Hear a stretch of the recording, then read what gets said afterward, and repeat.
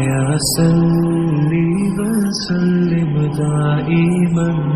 درود و سلام قرب مصطفیٰ صلی اللہ علیہ وآلہ وسلم کا ذریعہ ہے۔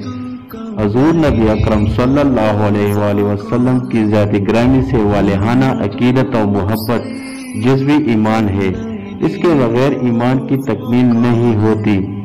درود و سلام پڑھنا محبت رسول صلی اللہ علیہ وآلہ وسلم کی دلیل ہے۔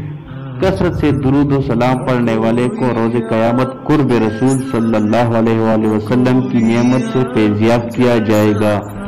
حضرت عبداللہ بن مسعود رضی اللہ تعالی عنہ فرماتے ہیں کہ حضور نبی اکرم صلی اللہ علیہ وآلہ وسلم نے فرمایا، قیامت کے روز لوگوں میں سے میرے سب سے زیادہ قریب وہ ہوگا جو اس دنیا میں کثرت سے مجھ پر درود بھیجتا ہے۔